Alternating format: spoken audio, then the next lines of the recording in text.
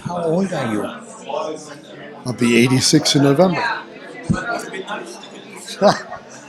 I know. Well, But you were younger than I am. it's okay. I understand that. All right, folks, how about a 60-second? We'll start in 60 seconds. How's that? Do I have permission to start? No. Okay.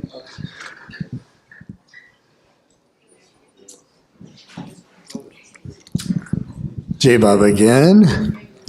Welcome back to the Mayor Channel on Beloved Archives. What? Sit on a chair. No, as long as I'm moving, I'm alive. Broadcasting from Beloved Archives in Hamilton Township, New Jersey on May the 2nd, 2025. Is it the 3rd? Boy, time flies. Okay. I did want to say how appreciative I know we all are as to the artistic contributions to today, the wonderful dancing in the morning and Doug's wonderful music. You know, there's a place for music and dance that words can't touch.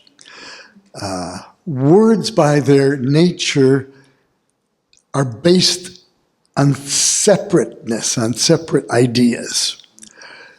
And as lovely as the words are, and there can be some lovely words, Baba's name being one of them, it's not the same. Music, for example, transcends a different kind of experience, music, poetry, dance. So that's why we appreciate it so much, and there's a lot of talent here. First, I'm going to pose a question that you can think about for a few minutes. Why is it that we are not now in the Himalayas, in a cave, air-conditioned cave, filled with Baba books and Baba CDs, and no one around, and we can concentrate on him week after week, year after year, with DoorDash, of course, getting some service. Why is it? Why haven't we give us a break. Where's our cave? Think about that for a minute. Now, again, back to the, Bob has given us a clue about that. Really good clue.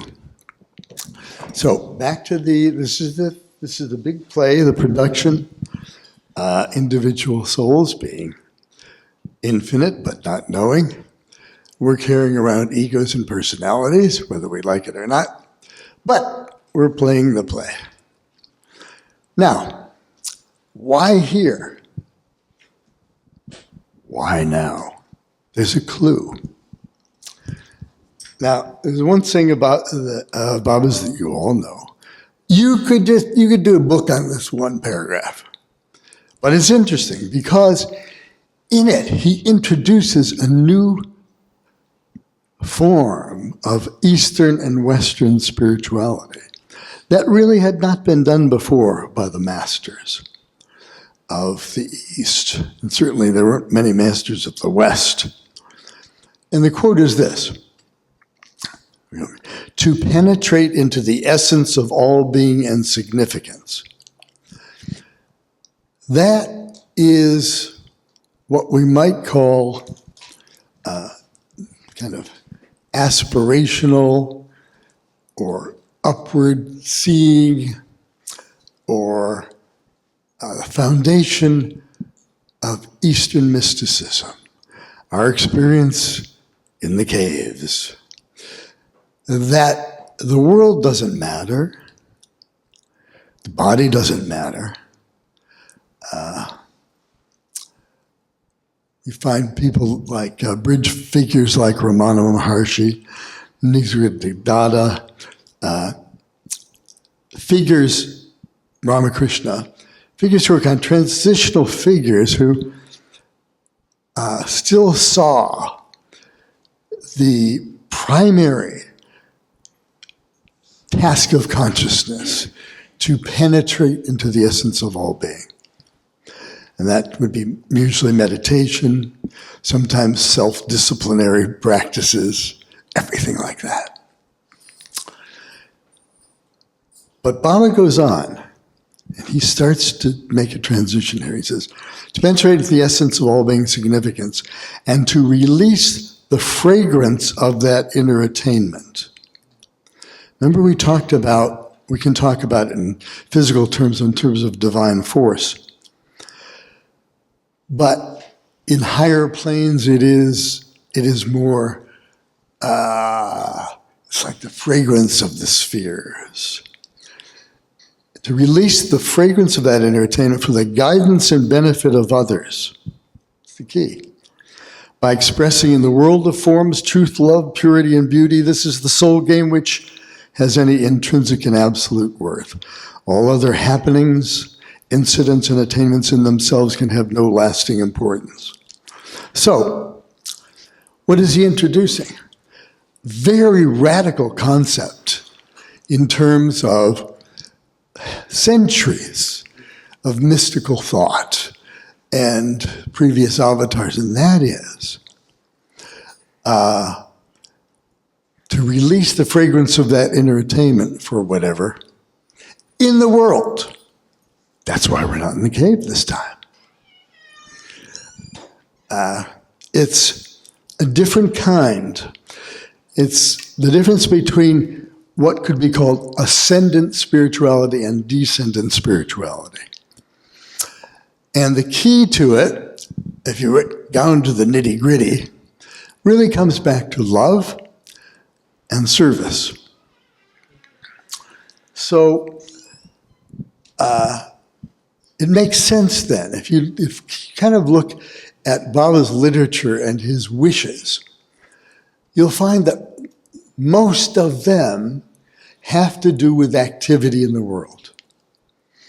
I remember we interviewed just after the Amar Tithi, about 3 days afterwards, Rick Chapman and I interviewed, some people seen the video, of the Mandalay, because we had been watching a show during those days hosted by Walter Cronkite, it's a figure you might remember, called You Are There.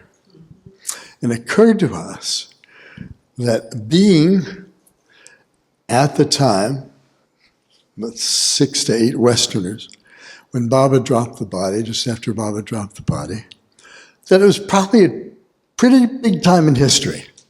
And we should do You Are There for the future people.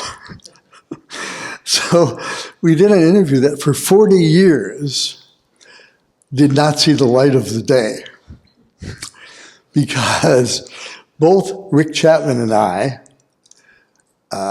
had cassette tape recorders. A gentleman named Anis Hassan, Sufi from San Francisco, did the filming. It turns out that Rick and my cassette recorders were working on different speeds. It couldn't be. It didn't make any sense. It sat there.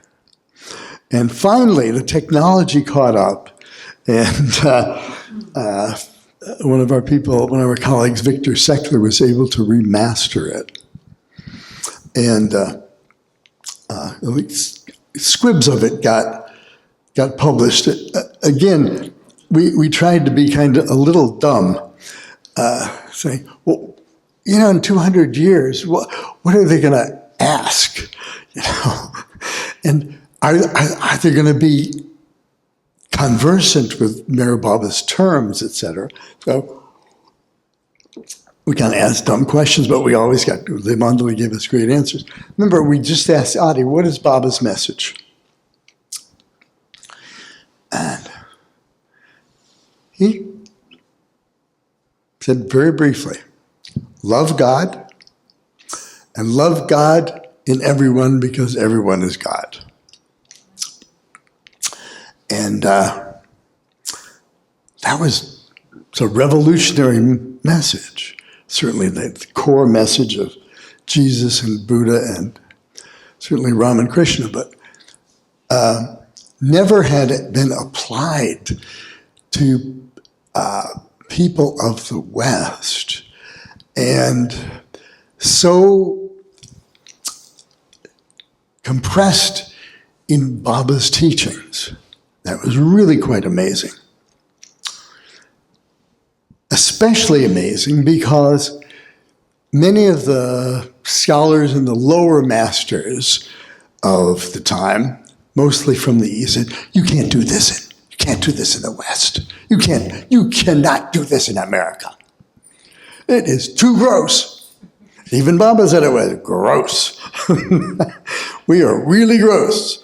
For a long time, the most materialistic society in the world, the most secular, the most biased, the greediest, and the most manipulative economic system.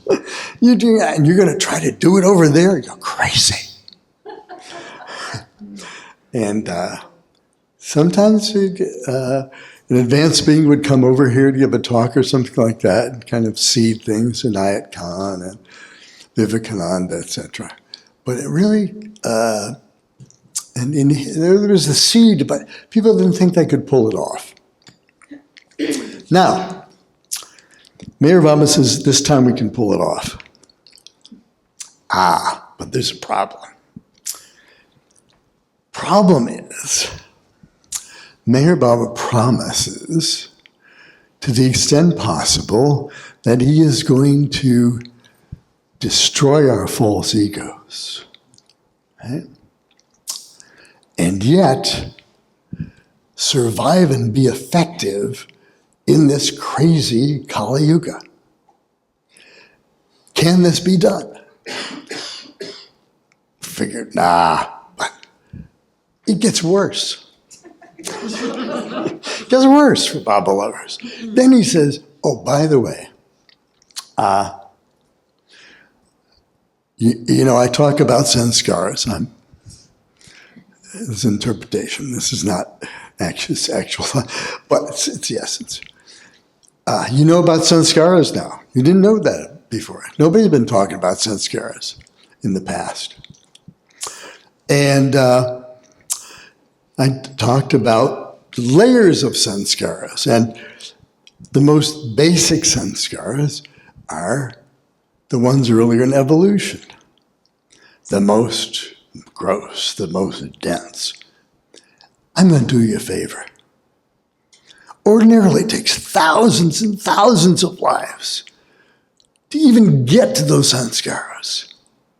I'm going to give it to you now. I am going to bounce up your worst sanskaras from the past. Ones that could not be worked on. Ones that could not be overcome, usually for thousands of years. But I'm giving you dispensation. Translation. You're going to be in the Kali Yuga, and not only that, I'm going to give you a hard time.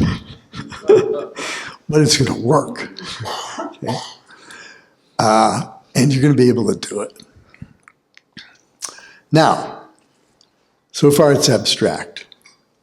But then we get down to the fact that by its nature, the process of evolution, the process of consciousness being expanded, the process of the individualized ego understanding more and more that it's one with God, sets up a series of conflicts. You got to be in the script, you have to have an ego to function in the West. And Baba is very practical about that. A lot of people would go over to India. Baba, I want to join your ashram. I'm ready to do the new life with you. Get back to Detroit. And he says, where do you think Baba is? Oh, Baba, you're everywhere. Not in Detroit, go. Okay. Obviously, it's part of his work, but it also had a point. He also had a point. So the difficulty is, we know that not everybody, for example, let's take physical stuff. Not everybody is in great health. How many people are over 50? Raise your hands. I won't tell. Son of a gun. Guess what? You could probably tell me some physical health problems you've had. Is that safe? You bet. All right. And Bob was funny. Bob used to love people having surgeries for some reason. He would always, I think it was kind of symbolic as well as authentic. But there's another piece of it. There's a piece of the emotional centers or feeling. And this has really not been a subject of much in the ordinary discourse in the Baba world. Except if you look in the discourses and in Lord Mayor, he's all over it. And Nasha's bugging me to do an article on it. But Mayor Baba was really into mental illness, and he was really into the psychology of the consciousness, of ordinary consciousness, like psychology of self and the difference between the subconscious and the conscious. He was, and he wrote extensively. People ordinarily didn't think of his spiritual teachings or writings as having to do with ordinary egos, ordinary individuals, ordinary personalities. But it seemed like an abstract concept, but it wasn't. It wasn't an abstract concept. And one of the great challenges of ordinary consciousness in Baba lovers in the world is dealing with emotional conflicts. Internal and in relationships. He also sets folks up in relationships that will bring out some goodies, that will really stretch people. And he would do it deliberately. My favorite story, shocking. Now, again, not going to do this literally, but you remember the story. There were 3 women disciples in one of the ashrams, and the women really didn't get along. They were totally devoted to Baba. One was very domineering and kind of bullying. One was kind of shy and shrinking, and the other in the middle was kind of in the middle. Well, they used to fight all the time. And the woman who was the strong bully would criticize and really denigrate the poor shy one. And it got so bad that the one in the middle, moderate one, says, we got to go see Baba about this. And so they approached Baba, and he turned to the shy one, and he said, what do you think you're doing here with me? And he questioned him, finally said, well, to destroy our egos. And he said, well, see this as what it is. And ordinarily, you're going to say, our ordinary values are, the bully should stop bullying. But he was saying, the sanskars are being taken off. And he would do that, and masters do that with their occasional shows of negativity when they yell at people. In the East, people know, if you ever got hit by a master, put it in the bank. The sanskars were being worked on. So, from Mayor Baba's point of view, it is not necessarily true that we need to have a peaceful existence all the time. As I said, a great psychologist, the mad ashrams, there are periods in people's evolution when, if the force is too strong, they cannot manage well in the world.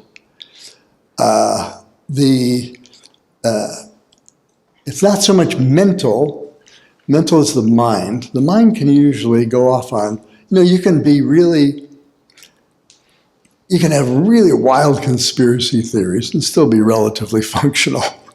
Might even be president at some day. But if in fact sometimes the sanskars are such that the force can't be held as well, folks can get unbalanced enough to be diagnosable. And in India, it was a lot less technical.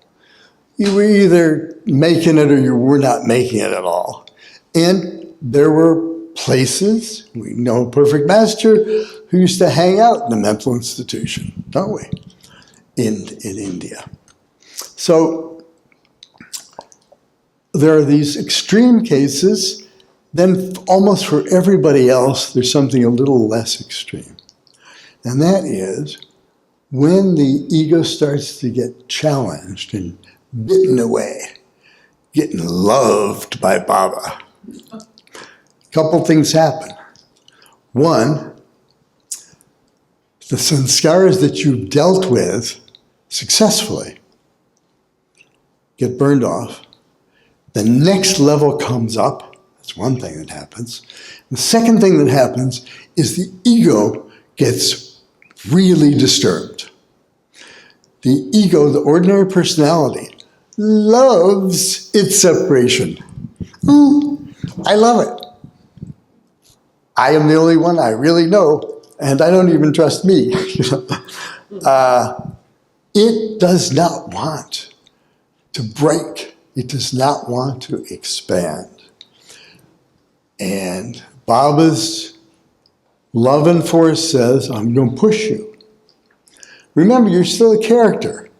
Character in the script. I'm not going to push you to do what you're not really, but I want you to get to the point where you're able to process more and more of my love, of divinity, and able to, in the new humanity, take it and return it to the earth. It says, illusion is at a tipping point, and that's the end of the Kali Yuga. The new humanity starts pretty simultaneously. I need that to happen. That's destined to happen. And you characters are going to help me. Let's talk a little bit about the ego and the personality. And why we know why it gets disturbed. Now, how does it act back? What does it try to do? It defends its turf. Let's take two of the most famous symptoms, at least in Western psychology. First is anxiety, the second is depression. That pretty much covers it, doesn't it, folks? Well, shall we take a spiritual look at anxiety? What happens when the ego starts to break apart and expand? Its nature is to hold on. It loves control. The personality loves control. They don't want surprises. Ego does not like surprises. Ego likes basically for things to stay the same. You start pushing it, and it objects. And that objection I mean, again, this is not, I mean, Baba was not specific about that. But I even wrote my doctoral dissertation on it. Anxiety is, at least for Baba people, most Baba, anxiety is the experience of the ego expanding. And it needs to adjust stepwise to these expansions. And if you look at anxiety, almost all anxiety, ordinary anxiety, has to do with the future. Almost nobody's anxious about the present, right? Right now there's nobody anxious, but give it a few seconds, you'll come up with something. It is, what's going to happen to me if I lose control? What is going to happen to me? Bad things could happen to me. People could yell at me, my self-esteem's going down, all kinds of things. Fear, same thing. Why do people fear death? Very few of us are going to remember having a bad experience the last time we died. There's no history of it. The history is not the people are afraid of dying. They just don't want their ego to go away. Same dynamic. Fear of anything. So, it's kind of endemic. Now, we're going to get to some solutions. I don't want to bum us out too much here. But you're saying, well, Baba said not to worry, right? We'll get there. But people do worry. Now, let's look at another element, and that's depression. Depression is a wonderful defense for the ego. Remember what the ego wants to do. Ego wants to maintain control, doesn't like surprises. Depression is a wonderful technique of eliminating surprises. Everything's bad. I'm bad. People are being bad to me. My future's bad. Don't surprise me. And occasionally in psychotherapy, and again, I don't want to overgeneralize here, but one of the difficulties is people don't like to give up the different symptoms, and there are variations of depression, there are variations of anxiety. They don't want to give it up because it's doing something for them. The ego is saying, hey, don't push me. Suppose you're paranoid. Everybody's after me. Can't trust anybody. Broadcasting from Mars even, trying to figure. No. As long as I know what's going on, I'm fine. And so there's a lot of sacrifice that the ordinary personality will give up in order to maintain control. So, Western psychology is there actually to strengthen the effectiveness of the ego. There's a paradox here. The paradox is, if it's really you driving the car, say the mind, and the engine is the emotions, and the movement is the physical body, things have to function well enough to have you moving towards a goal in ordinary society. So on the one hand, we want healthy personalities to the extent possible. At the same time, this is for your average unwinder. We don't have to do much more than that. But for the spiritual aspirant, they've got to balance this continual pressure on the ego being pushed the divine force coming more in, Baba popping up sanskaras that are some of the worst, putting us in relationships that are very challenging, and at the same time, keeping it together. Not easy. Not easy. And it's no surprise that even extremely intelligent, sincere people would not want any part of Meher Baba.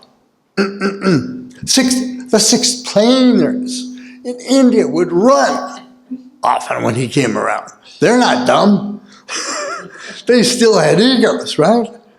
Pretty filmy, but they were still there. Did they want to be pushed over into the seventh plane? Not necessarily. So I don't think we have to feel terribly badly about it. Although, here's the other thing. Nobody can tell what their, if you will, place or time on the evolution of consciousness is. There's always a very good chance. I mean, there are, 56 perfect beings always around, and spiritual hierarchy is a major corporation. Their stock is always up. There's a lot of spiritual hierarchy there. Angels, and there's social workers on the other side. I mean, it is complex. Why do we think it's not as complex just because things are happening outside of the body? No, they have meetings. Bob has meetings with the spiritual hierarchy, right? Saying, okay, let's do the strategic planning. We're going to do World War II, let's do World War II. It's complicated. So we don't have to feel badly that we're not on top of anything. Also, although Baba articulated brilliantly, biblically, the nature of the evolution of consciousness, particularly regarding the states and stages and regarding planes of consciousness. If you really see what he did with folks, you'll see he didn't care a lot about planes of consciousness. Meher Baba is, forgive the sports analogy, a home run avatar.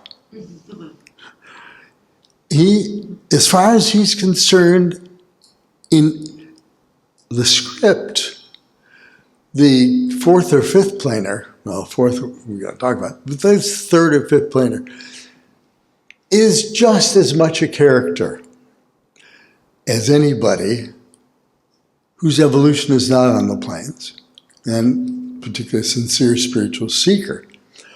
Now, are there differences? Of course there are differences. Can the master see the differences? Yes. Can we experience those states that we have attained? No. Why not? Couldn't function. Right? Worse, we might like it too much. Huh? When he talks about it, you make a new plane and you really like it. It is, I loved the sixth plane when I was on LSD. And that was illusion into illusion about the people who really are conscious of higher planes. For Bob, it's not a big deal. It's a big deal for him to tell you what happened.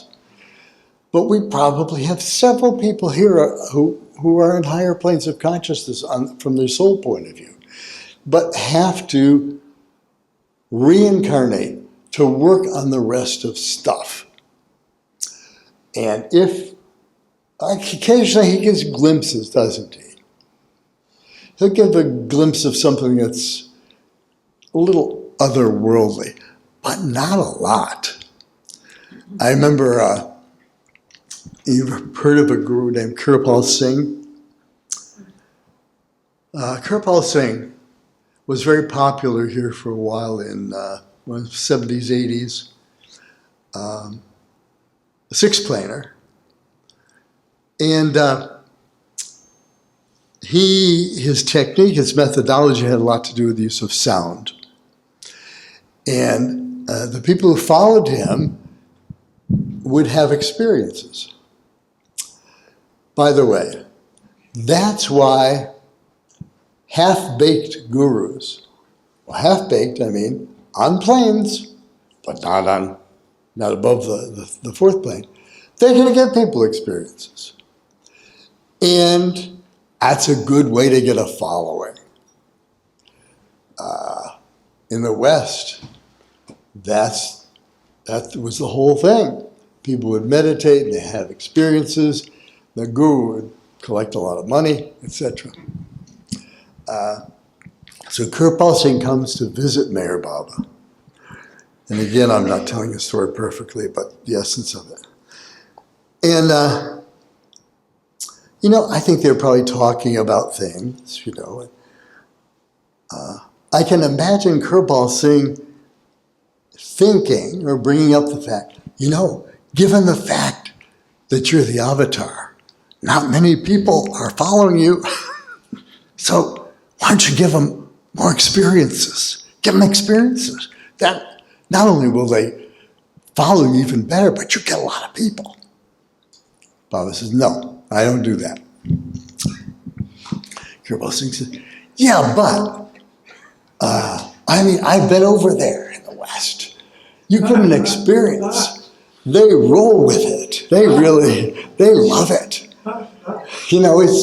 Granted, it's not we know that it's a bit, but still, why don't you do that? You could do that, give them all experiences. Baba said, no, that's not my path. And Kirpal Singh bugs him all the time. And finally, Baba says, I don't do that. I don't give my people experiences. That's your job. He didn't mind, but that's the business about being a home run. He's willing to give us the highest efficiency for moving forward towards divinity that is possible in a human body. Now, there are considerations that Western psychology knows nothing about. Western psychology knows nothing about the interaction of sanskaras and the coloration of consciousness or emotional affect of states and stages. And sometimes it's very, very difficult. It would be almost impossible for Western psychologists to be able to diagnose people, for example, in what are called the void. You've heard about the void? It's written about in Sufism in terms of states and stages, thana and a baka. It means that at certain times after you've really dealt with a powerful set of sanskaras, there's a transitory period where nothing is happening. And people freak out. They're not motivated, not feeling much. They're not connected they don't feel connected to work. They don't feel connected to their relationships. They don't feel a strong sense of personal identity. And it takes a while for the new set of sanskaras to come in and grab them. Well, a person in that state would be, by most Western psychologists, diagnosed as being severely depressed. Now, there's another interesting element of this, of how the sneaky ego doubles down on anxiety and depression. It's so clever. It's not so much that you're anxious. It's even not so much that you're depressed. But when you're anxious, guess what? You get anxious about being anxious. Right? Then you're really anxious. Then you say, boy, I'm really anxious. I'm having a panic attack. Then you say, oh my God, I'm having a panic attack. I should be anxious, you know. In other words, spiraling. Same with depression. Oh man, I really feel depressed. I know who God is. He's Mayor Baba. I think about him. I'm still depressed. That is really depressing. I'm not a good person. I'm not a good Baba lover. Ooh, that's even more depressing. I am definitely depressed. So there's a spiraling, and then same with other kinds of things. I'm addicted. You know, I know I'm addicted. That is really depressing that I'm addicted. So I don't like to feel addicted. So let's use some more so you don't feel addicted for a while. You know, it's a spiraling thing. And when you look at it, now we're coming a little bit to solutions, or we can see what Baba has said about this.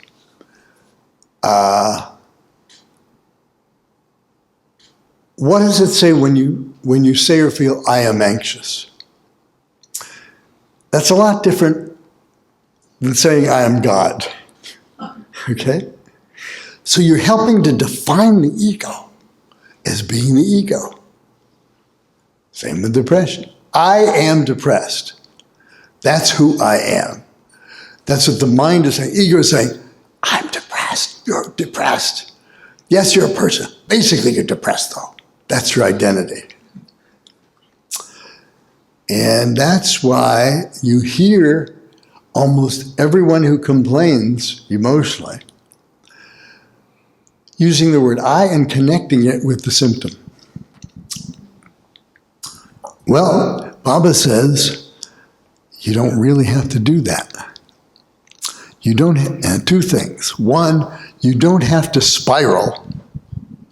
That is, one can accept the fact that one's anxious or one's depressed, okay, without being depressed about it or anxious about it.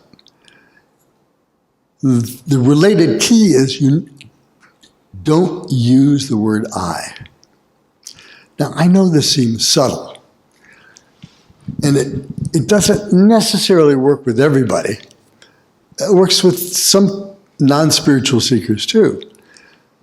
But that there's a big difference between I am depressed and I experience feelings of depression.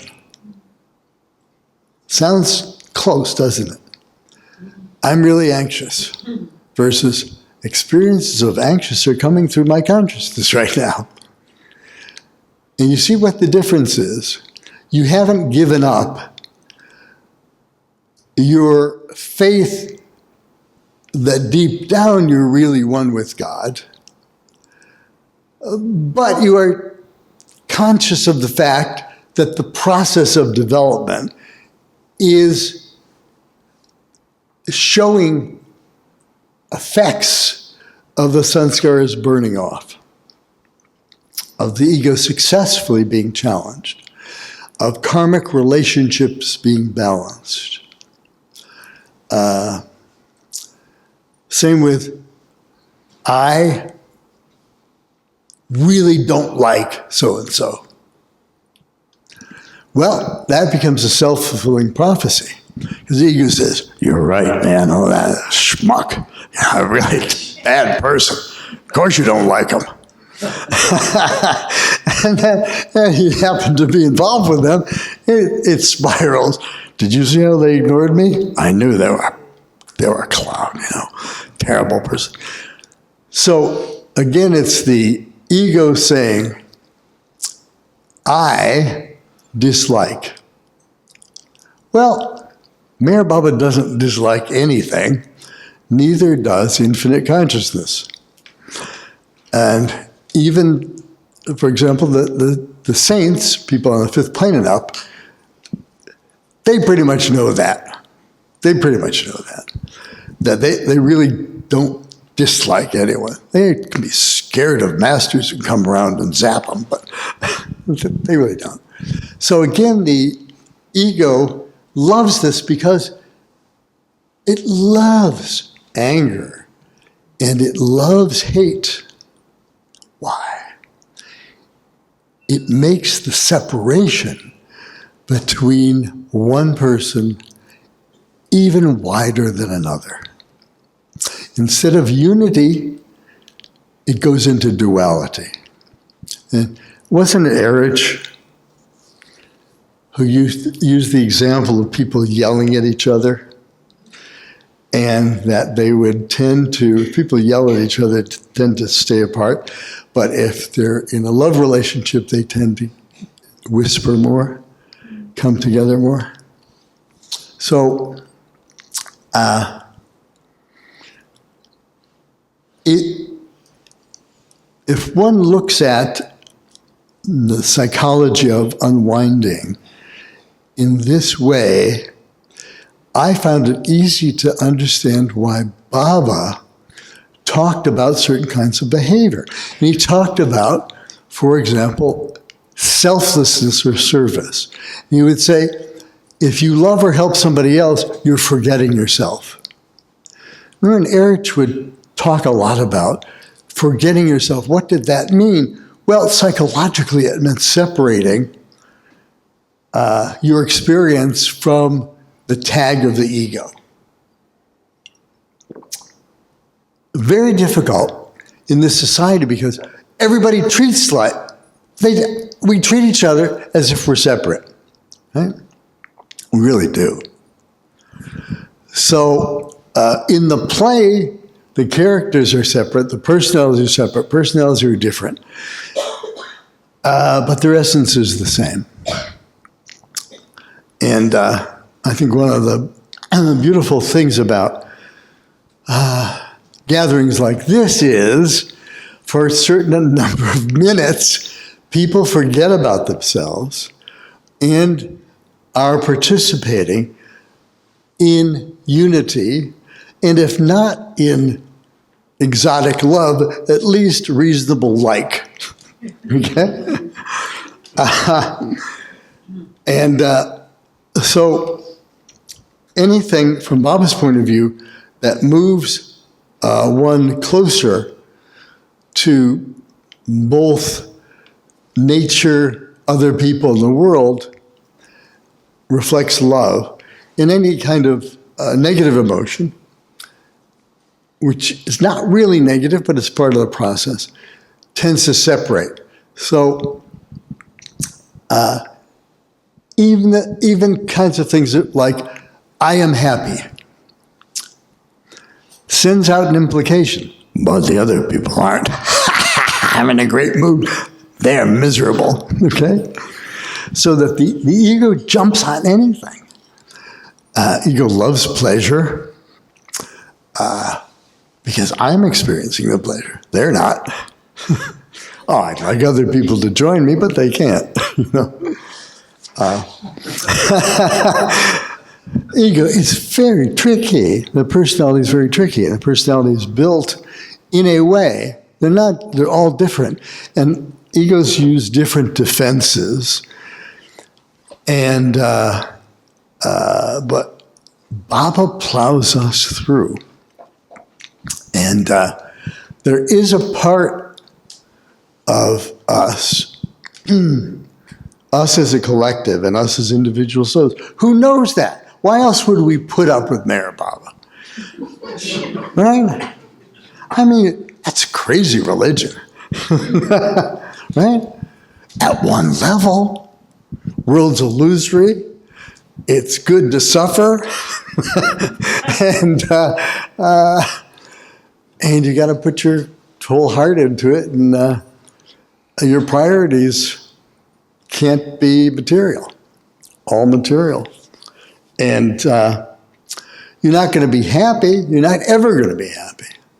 You might be blissful. You're never going to be happy, because if you're happy, you've got to be sad, or you don't know what being happy is. That's that whole relative thing. That's what catches the drug people in that push. You set a certain standard of what you think is your best experience. And unfortunately, you're putting a tag, a lesser tag on the rest of your experience. So if you look at a lot of Baba's, if you will, solutions, in a certain sense, he says, hey, movie characters, fake it. Fake it until you make it. What? Western psychology falls into honesty and transparency and letting your emotions out, right? Baba's orientation, not that. It's not that he said it's bad to do that, but it's divisive to do that. So you don't feel kind. Pretend. You are a character in the movie. You can change the script a little bit. And I know a lot of Baba lovers really feel a lot of guilt. I mean, they really try to be nice. They don't always feel nice, right? Is that a 10 or a 20? That was a 10. Oh, dear. Okay. So what seems like, penetrating the essence of all beings and releasing the fragrance, that is acting on your best understanding of Meher Baba's message.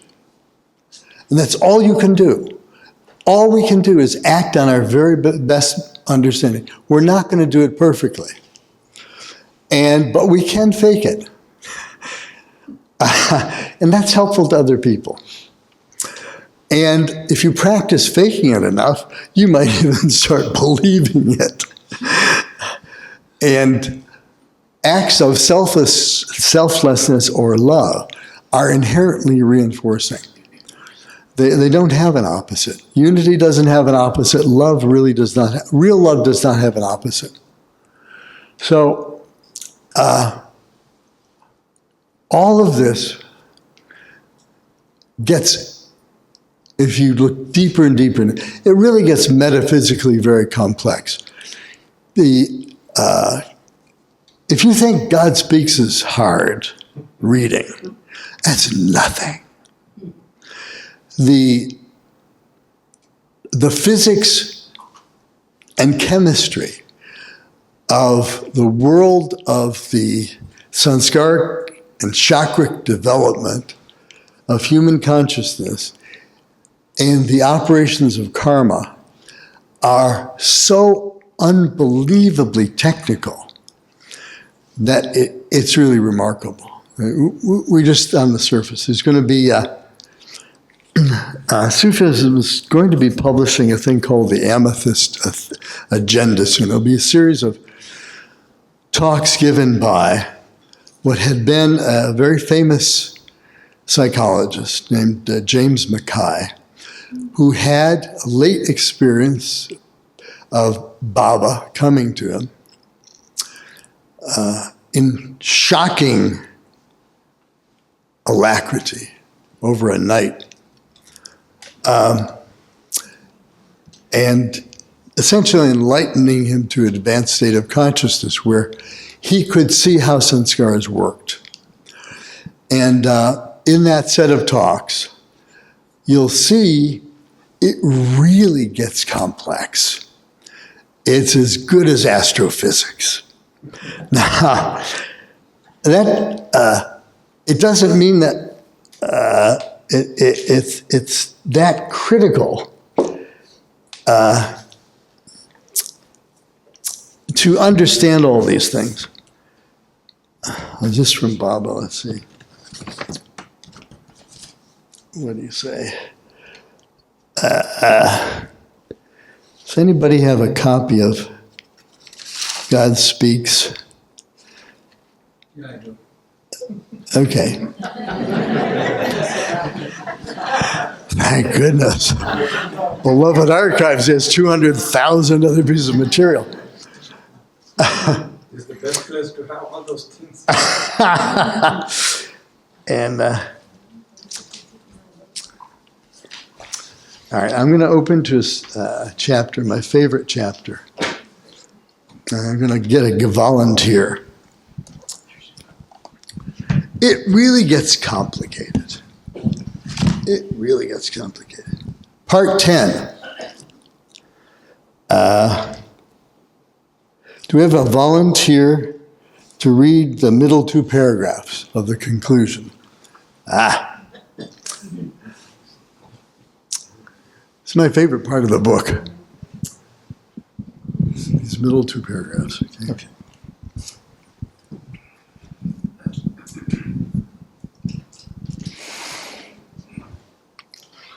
Nevertheless, all that is said here and explained about God to appease the intellectual convulsions of the mind of man still lacks many more words and further explanations, because the truth is that the reality must be realized, and the divinity of God must be attained and lived. To understand the infinite, eternal reality is not the goal of individualized beings in the illusion of creation, because reality can never be understood. It is to be realized by conscious experience. Thank you. Well done. Well done. Okay. So,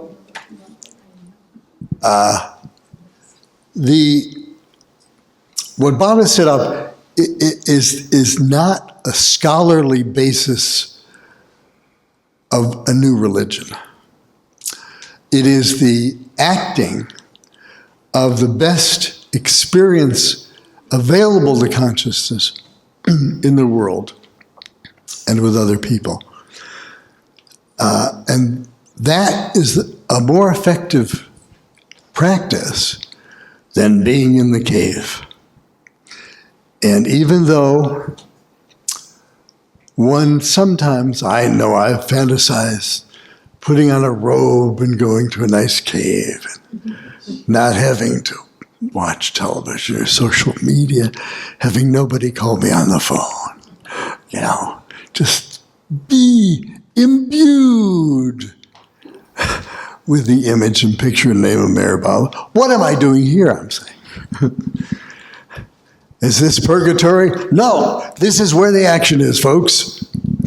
And not many souls can do it. Mayor Baba said, I'm here for the few. There will come a time, and people thought, well, by now, let's see, passed away in 1969, well, it's been 50 plus years. Where are the hordes of, by now you would think the new Samadhi, the new Marriott Samadhi would have to be built and Therapod. Not really.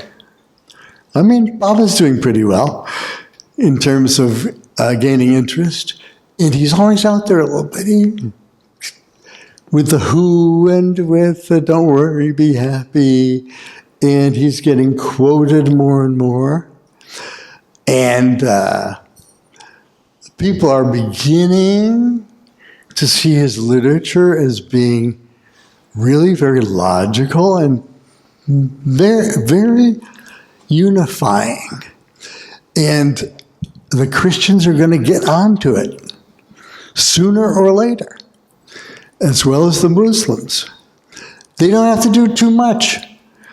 There's not too much theology that has to be changed in the world's religion to get us to Baba's principles. And the one thing that's great about one thing that's great about Bob. There's a lot of things. But the thing that really hit me in the very beginning was he's got it all covered. He's got all the past religions. He knows about science. He, by the way, knew all of the physiological and mental effects of drugs back in the late 50s and 60s and earlier than that. He knew the neurology. He knew the subtle effects. He knew what could be said and not. He knew what substances could be used for positivity. And here, psychologically, let me say that it was very interesting once at the Southwest gathering, which is not as great as the Northeast gathering, but still. I gave a talk, and it's pretty much just about Bob. And I asked her questions, and the first 7 questions had to do with psychiatric drugs and whether they were permissible. It's very interesting. Of course they're permissible. Bob said that any drug can be used for particular purposes when properly supervised medically. He laid out that LSD could be used well for the treatment of severe alcoholism and severe depression, but not recreationally. Because recreationally, what is going to happen is the cycle of potential addiction, and people blow out their minds, blow out their brains before they can get stuff done. Of course, sanskaras can, in any lifetime, generate chemical imbalances in the brain. Hey, can do everything else. And yes, both modern Chinese, homeopathic, Ayurvedic medicine can be helpful in many cases in dealing with those things. Just like occasionally you'll need an oil change for your car. Okay? It's not that we are being indulgent by trying to keep as functional as we can. And if there are chemical imbalances, and if certain drugs work to assist in those imbalances and somebody's watching over it so it's not addicting, I wouldn't have a problem with that. He doesn't have a problem with aerobic exercise or weight training, for that matter,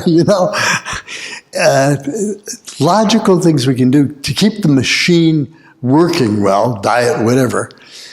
Although he would say it's a lot more important what comes out of your mouth than what goes into it, from a spiritual point of view. And the sanskaras, basically, manifested, guess what they are? They're genes. They're the DNA. It's not abstract. That's what it is. Sanskaras are not hanging out there outside of the body. That's the nature. Sanskaras are matter, physical matter as we know it. So all of these factors are not abstraction, but they're very practical. So basically, he gave us the clue. So don't worry, be happy.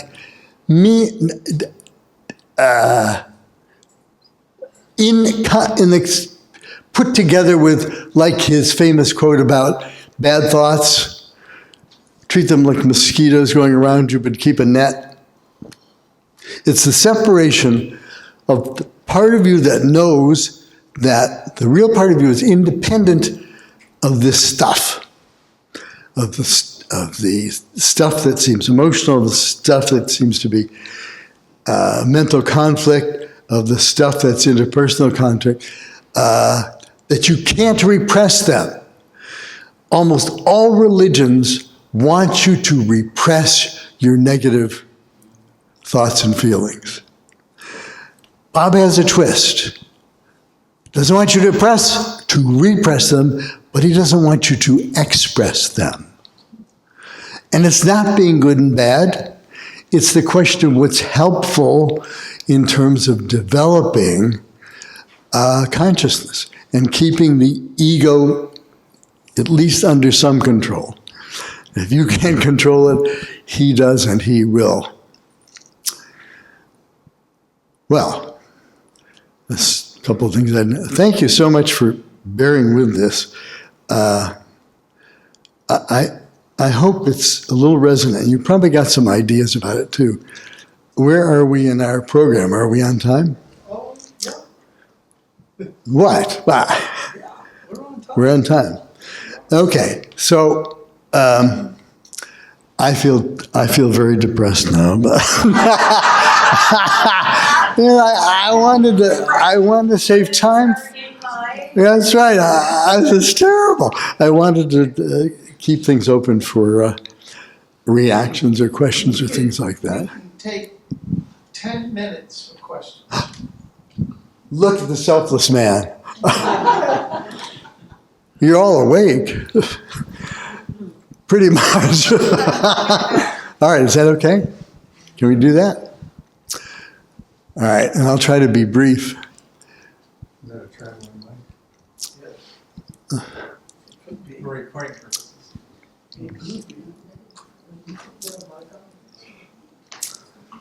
The traveling mic. Ladies and gentlemen, now, sound people, you might want to let me pretend I'm concluding. Then we'll shut off the recording, because sometimes you want to ask maybe something that the next 10 million people listening over the decades won't want to hear. So for our listeners on the Mayor Channel, we are signing off right now with our appreciation and hoping the very best for you. Cut.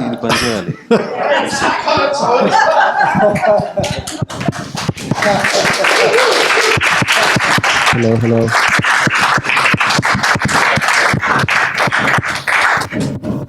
Open it up for questions? Yes. Questions?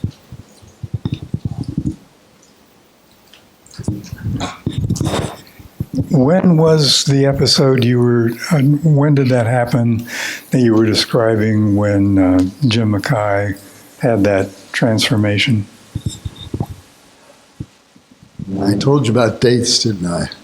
I think it was probably around the late 1970s. I was in Baltimore. He was a professor of psychiatry at the University of Maryland Medical School at that time. Well, he left the medical school around 76, so it might have been before that. Could have been before that. Okay. We have people with better dates than I. Questions? One that pops into my head, Alzheimer's and mononash. Good. Alzheimer's and mononash. Now, this is quite relevant because I did say it mentioned aging. Thank you for letting me not lie. A lot of us have found that the later stages of life are challenging in its own way. We have been told by the grapevine, by the way, which I wouldn't want recorded, that Baba lovers have to live longer than ordinarily they would. Because this particular generation has a certain kind of work to do. And so you can't get out as easy as you could before.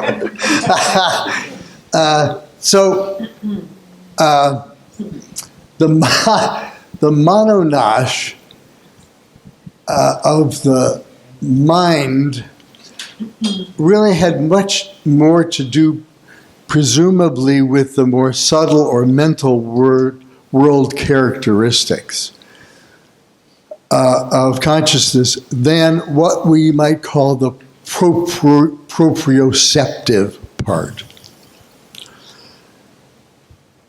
If you're scripting, if your characters, in a certain sense, dementia, Alzheimer's, is like the progression of you have to be on stage, but your part is not so complicated. All right? So your impact on the world and the people with you is as powerful through Baba as it would be if you were genius, articulate, and brilliant mentally. So there's a part of, from the unwinder's point of view, there's a part of proprioception, memory, and cognitive decline, that comes with age and sometimes comes with conditions where the brain has to be quieted. All right? Now, that doesn't mean that, and you'll find in dementia, Alzheimer's, again, don't want to generalize, you'll find that the person's personality will still be able to come through in certain ways, certain predilections, certain preferences, even perfect masters, like ice cream before they were realized, and then after they're masters, they may still like ice cream. But they don't have to function on this plane cognitively. That doesn't mean they're not active on the astral or the subtle plane. And that's why it's a little frustrating not to have masters all around interpreting the game. Well, so-and-so, well, yeah, she's got it. Oh, but this is related to 4 lifetimes ago when she knocked her head against that wall, which then crumbled onto this other person who then forgave her, all kinds of stuff. Although the people in the geriatric field don't like this very much, dementia is pretty close to childhood. In the consciousness and the cognition of a 1 to 2 year old, right? If you're 1.5 years old, your functioning memory is not too good. You're being conditioned. So somehow the society sees dementia really doesn't feel nearly as good as being a toddler, but has a lot. Does that, we don't say, yes, I have a child, but that child is in severe cognitive decline. Can't even read anymore. Doesn't know her uncle's name. Doesn't even know her father's last name. Right? Terrible. No. It's just the state of consciousness at that time. And it's not a coincidence that in certain cultures, like in Japan, hey, we do really good in Japan. They really have great respect for the elderly, right? Because it represents the collectivity of a huge hard drive and a huge amount of learning. And to some degree, that learning is not necessary on the intellectual level anymore. And it is also a position where the person really has to accept help. Help just like a child. There's not a sense of, in a little child, there's not a sense of pride. They doesn't, Oh, Mom, I can do my diapers myself. You don't know, you don't hear that, okay? It's not expected. And in that sense, there might be an analogy. That is not to say that we shouldn't take advantage of any techniques or environmental supports or logistical situations or environmental services that cannot make the lives of those with dementia or Alzheimer's more comfortable. I mean, that's just loving kindness. But it certainly is not a decrement. It is certainly not a punishment. It is certainly not a failing of the person's life to have that kind of condition, as well as any other kind of physical condition which might disable them, because there is programmed learning that Baba has set up that requires that.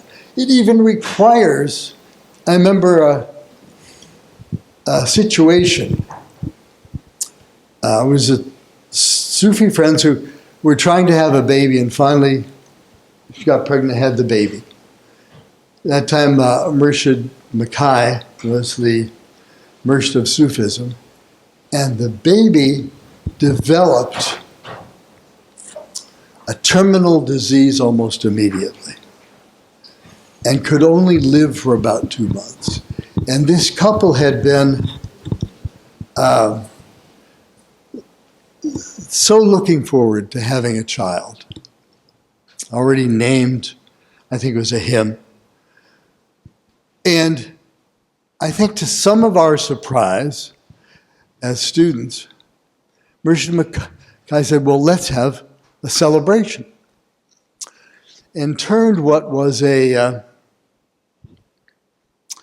really heartbreaking condition, both in terms of the couple and the baby, seemed light cut off after 2 months, a rousing, positive party with music and laughter and food, and the baby sitting there with IVs, and him explaining that there was this couple months of karma that just needed to be balanced for this soul to free them from a huge batch of sanskaras. And that, in a sense, in a kind of a sense, though it was programmed, this couple volunteered to assist this soul in this very important piece of work. And then it was celebrated. So that there are other instances I've known about that where apparent tragedies were turned out to be terribly successful resolutions of karmic or sanskaric imbalances. And that, so almost everything that conceivably could happen to people is a result of Meher Baba's compassion. Now, to us, it's a little less significant if it happens to a crab, than it happens to a human being. But that's all in the picture. But for people on the spiritual path, these kinds of things can happen. From Baba's point of view, it is continuous. It is this continuous soul that's learning and learning, opening up, learning how to love, learning more about who they really are.